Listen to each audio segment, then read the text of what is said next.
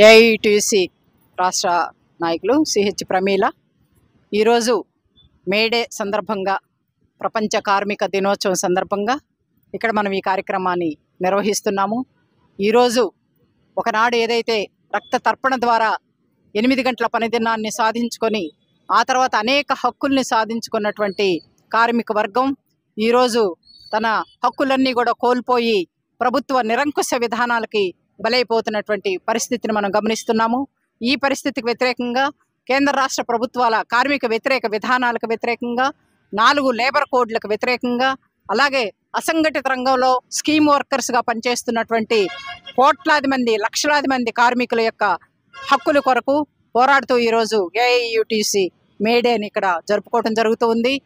కార్మికులందరికీ కూడా ముఖ్యంగా స్కూల్ వర్కర్స్కి, మిడ్ డే మీల్ వర్కర్స్కి అలాగే పారిశుద్ధ్య కార్మికులందరూ కూడా కనీస వేతనాలు సుప్రీంకోర్టు తీర్పు ప్రకారం చెల్లించాలని, వాళ్ళకి సక్రమంగా వేతనాలు చెల్లించాలని, అలాగే వాళ్ళ యొక్క ప్రభుత్వ ఉద్యోగులుగా వాళ్ళందరూ కూడా గుర్తించాలని, ఆశా, అంగన్వాడీ మరి తదితర స్కీమ్ వర్కర్స్ అందరూ కూడా న్యాయం చేయాలని, వాళ్ళని అందరూ కూడా ప్రభుత్వ ఉద్యోగులుగా గుర్తిస్తూ కనీస వేతనాన్ని ఇవ్వాలని, అన్ని రకాలైనటువంటి కేంద్ర రాష్ట్ర ప్రభుత్వాల కార్మిక వ్యతిరేక చట్టాలను విధానాలన్నింటిని కూడా రద్దు చేయాలని డిమాండ్ చేస్తూ ఏఐయుటిసి ఆధ్వర్యంలో ఈరోజు మేడేని ఇక్కడ నిర్వహించుకోవటం జరిగింది.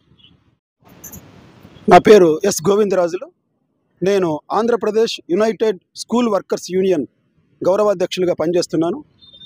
ఈరోజు మే 1వ తేదీ మేడే అంటే అంతర్జాతీయ కార్మిక దినోత్సవం అనేది. ప్రపంచవ్యాప్తంగా ఉన్న లక్షలాదిగా కోట్లాదిగా ఉన్న కార్మికులందరూ కూడా ఈరోజు ఈ మేడేను తమ దినంగా వాళ్ళు కార్యక్రమాలు నిర్వహిస్తారు. మేడే నిర్వహించడం అంటే అర్థం ఏమంటే కార్మికుల హక్కుల కొరకు పోరాటం చేయడానికి ప్రతిజ్ఞ పూనాల్సిన దినం ఇది. ఎందుకంటే 139 సంవత్సరాల క్రితము అమెరికాలో చికాగో నగరంలో ఉండే కార్మికులు 8 గంటల పనిదినం కావాలని చెప్పి బ్రహ్మాండమైన విరోచితమైన చారిత్రాత్మకమైన పోరాటాన్ని నిర్మించి తమ రక్తాన్ని చిందించి తమ వేసుకున్న బట్టలు పోలీసు కాల్పుల్లో రక్తం చిందించడం వల్ల అవి ఎరుపెక్కి ఎర్ర జెండాను ఎగురేశారు. ఎర్ర జెండా అంటే ఆ రోజు పోరాటానికి గుర్తుగా ఆనాటి నుంచి కూడా ఈనాటి వరకు కూడా కొనసాగుతోంది. ఈరోజు కార్మిక వర్గ ఉద్యమం అనేది బలహీనపడడంతో ప్రభుత్వాలన్నీ కూడా కేంద్ర రాష్ట్ర ప్రభుత్వాలన్నీ కూడా గుత్త పెట్టుబడిదారుల తరఫున, పారిశ్రామికవేత్తల తరఫున కార్మికుల పైన ఒక దాడి తర్వాత ఒకటి దాడికి పూనుకుంటున్నాయి. ఈరోజు మనం చూసాము, ఏ 8 గంటల పనిదినానికి అయితే కార్మికులు ఆ రోజు పోరాటం చేసి సాధించుకున్నారో ఆ 8 గంటల హక్కును హరించి వేయడానికి ఈరోజు పారిశ్రామికవేత్తలంతా కుట్ర పన్నారు. ఆయన ఇన్ఫోసిస్ అధినేత నారాయణమూర్తి ఏమంటాడంటే కార్మికులు వారానికి 70 గంటలు పనిచేయాలంటాడు. మరొక ఎల్ఎన్టీ అధినేత ఏమంటాడంటే 70 గంటలు కాదు 90 గంటలు పనిచేయాలంటే, అంటే రోజుకు 13 గంటలు పనిచేయాలని చెప్పి ఈరోజు కార్మికుల పైన ఈరోజు ఒత్తిడి చేయడం జరుగుతోంది.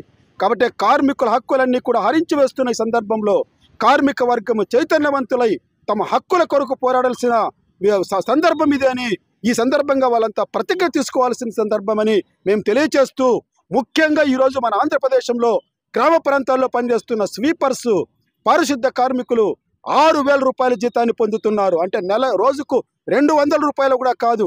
బయట కూలికి పనిచేస్తే 700, 800 ఇస్తున్నారు, ఇక్కడ మాత్రం 200 ఇస్తున్నారు.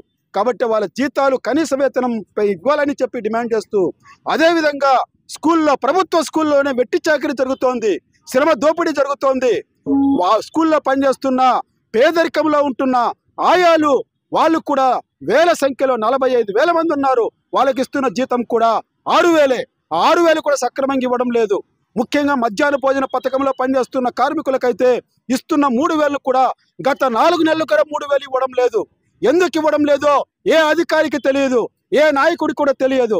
అందరూ కూడా కార్మికుల గురించి మాత్రం కూడా పట్టించుకోవడం లేదు.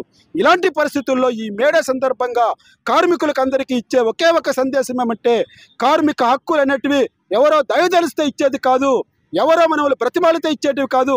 కార్మికులందరూ కూడా ఐక్యమై పోరాటాలు చేసినప్పుడు మాత్రమే హక్కులను కాపాడుకోవడం కానీ మన సమస్యల పరిష్కారం కోసం సాధ్యమవుతుందని ఈ మేడే మనకు అందరికి కూడా సందేశం ఇస్తుందని ప్రతి ఒక్కరికి కూడా కార్మిక వర్గానికి అందరికి కూడా తెలియజేయడం జరుగుతుంది.